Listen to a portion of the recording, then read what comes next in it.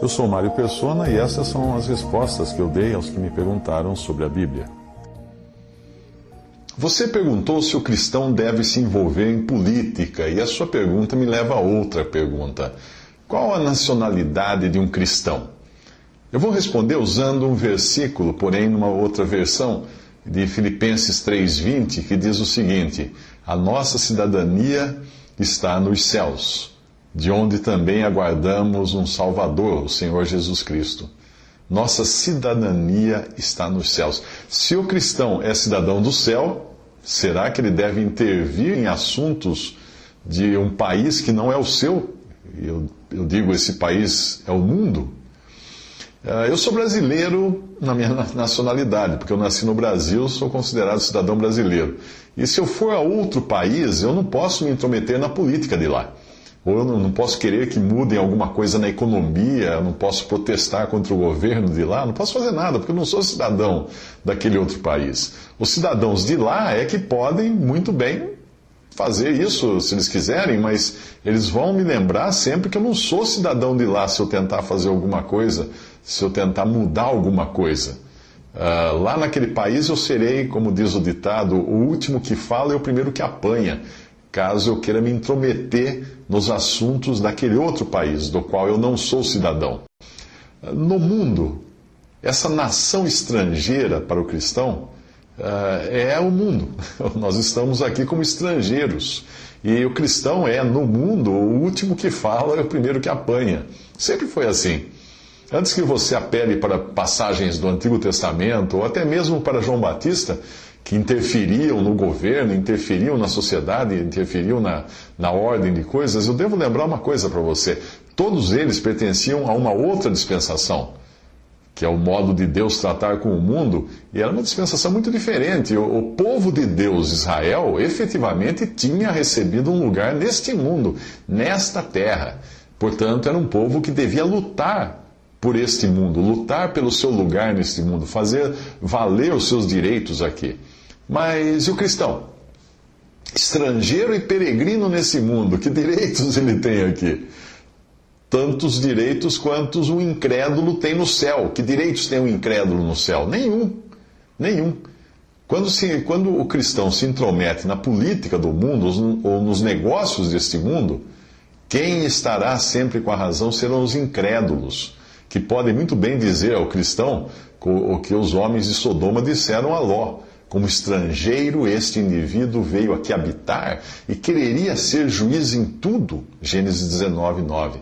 Lembre-se que Ló é uma figura do crente carnal, enquanto Abraão era a figura do crente espiritual, aquele que habitava em tendas, porque Deus ainda não lhe havia dado uma terra, um lugar para habitar nesse mundo. E Ló não, Ló queria habitar em Sodoma, e ele não só quis habitar em Sodoma, ele quis ficar sentado à porta da cidade, que era onde os juízes da cidade se sentavam para julgar os assuntos da cidade. Por isso que ele toma essa bronca dos habitantes de Sodoma, que como estrangeiro esse indivíduo veio aqui habitar e quereria ser juiz em tudo. Você lê a história toda em Gênesis 19. O Senhor deixou muito claro que nós não somos do mundo, como ele não era do mundo. Nós estamos aqui de passagem e o nosso papel é tão somente cumprir com as obrigações que Deus colocar em nossas mãos. Mesmo assim, o Senhor mostrou que a nossa passagem por aqui não seria coisa fácil, não. Ele disse: dê-lhes a tua palavra, quando ele orou ao Pai, dê-lhes a tua palavra, e o mundo os odiou, porque não são do mundo, assim como eu não sou do mundo. Não peço que os tires do mundo, mas que os guardes do mal. Não são do mundo, como eu do mundo não sou, o Senhor repete, para deixar muito claro isso. Santifica-os ou separa-os na tua verdade, a tua palavra é a verdade. Assim como tu me enviaste ao mundo, também eu os enviei ao mundo, em João 17, 14 e 18. Portanto, nós cristãos, os que creem em Cristo, estão no mundo hoje por Cristo. Cristo está no céu por nós e nós estamos na terra por Cristo. Mas não temos nada a ver com esse mundo. Estamos aqui como estrangeiros e peregrinos. Você acaso encontra o Senhor nos evangelhos tentando derrubar o governo invasor dos romanos? Ele podia fazer isso, afinal de contas, era um governo invasor que tinha dominado o povo de Israel, que era o povo de Deus, e ali estava o rei por direito, Ele podia destronar César, Herodes, quem fossem as autoridades, e sentar-se no trono. Ele tinha direito a isso. Mas ele não faz nada disso, ele não move uma palha nesse sentido. Será que você encontra os discípulos e os apóstolos se rebelando contra Roma, ou fazendo passeatas nas ruas de Jerusalém para tornar o cristianismo uma religião oficial? Não, não, eles viviam à parte das coisas do governo. Será que aqueles que eram convertidos e já faziam parte da família real de Roma, e existiam aqueles, você encontra nas cartas de Paulo, ele enviando saudações para os que são da família de César, ou seja, eram os parentes de César. Na época era Nero o César. Será que eles estavam tentando obrigar Nero a incluir nas moedas da época a inscrição "Cremos em Deus"? Ou será que eles estariam lutando para o Senado romano reconhecer uma bancada evangélica entre eles? Não tinham nada a ver com isso. Mas alguém poderia argumentar que se os cristãos não protestarem contra as injustiças desse mundo, e se eles não lutarem contra essas injustiças, poderão ser culpados de omissão. Bem, deixa eu dar um exemplo para você. Eu recebi um e-mail de alguém que procura mobilizar os cristãos contra uma lei que estaria sendo votada no Congresso para transformar a homofobia em crime. Eu concordo que seja crime realmente perseguir seres humanos por suas opiniões e preferências pessoais sobre qualquer assunto. Agora, segundo esse e-mail, se fosse aprovada essa lei, poderia então surgir um clima de caça às bruxas, transformando em criminosos até mesmo pais cristãos que procurassem ensinar seus filhos de que na Bíblia Deus condena o homossexualismo. Bom, se vai ser assim ou se não vai, eu não imagino, mas se fosse para os cristãos lutarem e protestarem contra alguma coisa, por que não começar então viajando para a Arábia Saudita para protestar contra o governo de lá, que proíbe o evangelho, para protestar e para que permitam pregar o evangelho lá? Por que não começar por aí, não é? O mesmo poderia ser dito de todos os países com governos islâmicos radicais. Poderíamos então mudar para esses países para obrigar os governos desses países a mudar as leis. Mas sabe por que nós não vamos lá fazer isso? Eu não vou, você não vai? Porque nós não temos nada que nos intrometer nos assuntos daquele país, porque nós não somos cidadãos de lá. Se eu estivesse passeando por ali, deveria seguir as leis daquele lugar naquilo que elas não entrassem em conflito com a palavra de Deus. O que significa que eu correria risco de ser preso se surgisse a oportunidade de testemunhar de Cristo a alguma pessoa. Mas, obviamente, eu iria andar prudente como as serpentes e inofensivo como as pombas, como fala Mateus 10:16.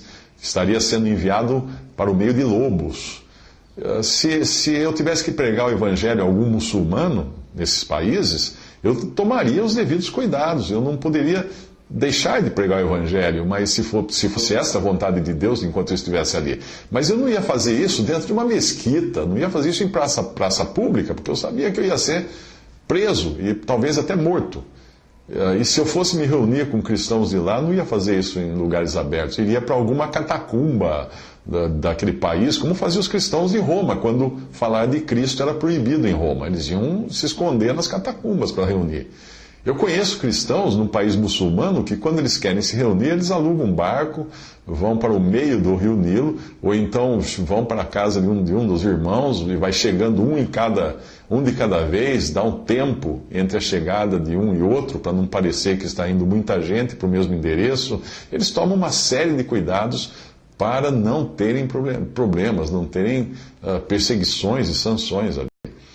Eu, num país assim, eu usaria de todas as formas que eu pudesse para obedecer a Deus, mas eu não iria me infiltrar no governo desse país para tentar mudar suas leis. Eu não ia tentar fazer com que os incrédulos se submetessem àquilo que Deus diz na sua palavra e adotassem práticas cristãs.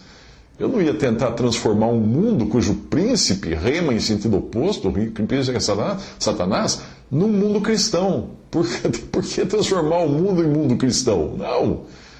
Os cristãos de Roma, no 3º século, eles fizeram isso. Eles obrigaram todo mundo a se converter ao cristianismo, a serem batizados, mesmo os pagãos, e deu no que deu. O resto da história você conhece. O cristianismo na época casou-se com o Estado e deu à luz a cristandade, que é essa vergonhosa caricatura do que do que tinha sido a Igreja de Deus no princípio. Essa intromissão dos cristãos no mundo gerou aquela que é mostrada em Apocalipse, como uma mulher montada sobre uma besta, e que se revela como prostituta e acaba no final sendo devorada pela própria besta que ela pensava controlar, que era o governo secular, que acaba realmente destruindo a mulher, a grande meretriz Babilônia, que é uma figura ali em Apocalipse da cristandade apóstata que vai se desviar totalmente e no final será destruída pelos seus próprios parceiros.